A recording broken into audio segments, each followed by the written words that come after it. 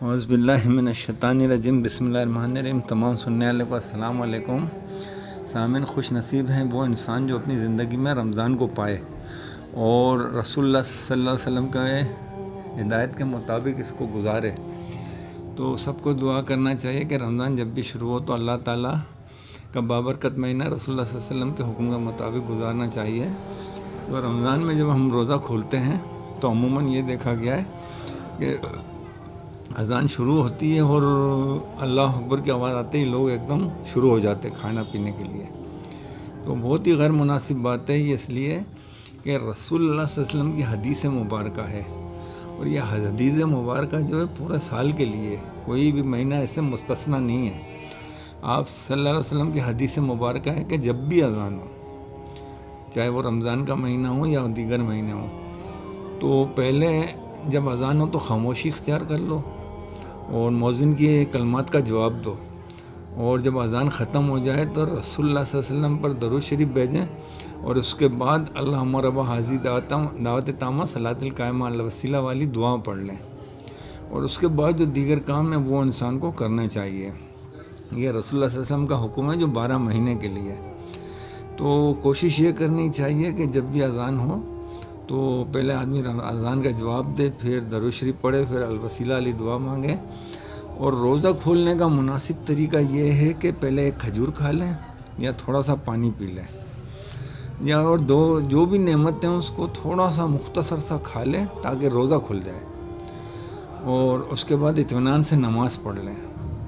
نماز پڑھ کے پھر اس کے بعد جو اللہ نے نعمتیں دی ہیں اسے کھائیں، کیونکہ عموماً ایسا ہوتا ہے کہ جب کھانا شروع کرتے ہیں تو پھر ہاتھ رکتا نہیں ہے، پھر انسان یہ بھی کھاتا ہے وہ بھی کھاتا ہے، اور پھر پیٹ اتنا بھر جاتا ہے کہ نماز میں کوتاہی ہوتی ہے، سستی ہوتی ہے۔ تو صحیح طریقہ یہ ہے کہ ایک کھجور یا ایک گلاس پانی پی کے نماز پڑھ کے اس کے بعد کھولیں۔ عموماً ہمارے یہاں ایسا ہوتا ہے کہ روزہ ہم 12، 13، 14، 16 گھنٹے کا روزہ تو رکھ لیتے ہیں، مگر اذان جب شروع ہونے والی ہوتی ہے تو 10-15 منٹ پہلے ہی دسترخوان بچھا کے بیٹھ جاتے ہیں۔ جس کو اللہ نے جو بھی نعمتیں دیا ہے، اللہ سب کو نعمتیں دیں، برکت دے، آمین۔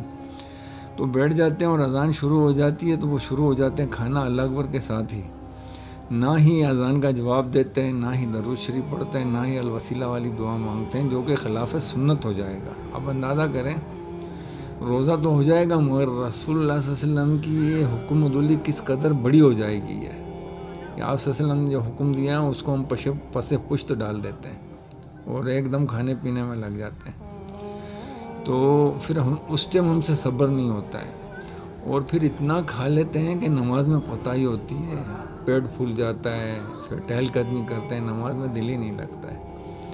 تو بہتر یہ ہے کہ اللہ نے جو بھی نعمتیں دیا ہے وہ نماز کے بعد انسان کھائے تاکہ اطمینان سے کھا لیں۔ اس کے بعد نماز کی جلدی نہ ہو انسان کو، کیونکہ بعض لوگ جلدی جلدی کھاتے ہیں، نماز نکل رہی ہے، اور بعض لیٹ ہو جاتے ہیں تو پھر بھاگتے ہوئے جاتے ہیں۔ تو اس میں نہ صحیح کھایا جاتا ہے اور نہ صحیح نماز پڑھ سکتا ہے آدمی، نماز کے دوران ڈکارے لیتے رہتے ہیں، پیٹ پہ ہاتھ پھرتے رہتے ہیں۔ تو صحیح طریقہ یہی ہے کہ جیسی اذان ہو تو ایک کھجور یا ایک گلاس پانی پی لیں۔ جب 14، 15، 16 گھنٹے صبر کیا ہے تو انسان 10 منٹ 20 منٹ اور صبر کر لیں، نماز میں اس سے زیادہ وقت نہیں لگتا ہے۔ اطمینان سے نماز پڑھیں، اور نماز کے بعد جو بھی اللہ نے نعمتیں دی ہے پھر اس کو کھائیں تاکہ روزہ بھی آرام سے کھل جائے اور نماز بھی انسان اطمینان سے پڑھ لے۔ تو دعا ہے کہ اللہ تعالی ہم سب کو رسول اللہ صلی اللہ علیہ وسلم کے بتائے طریقے کے مطابق چلنے کی توفیق عطا کرے۔ جزاک اللہ۔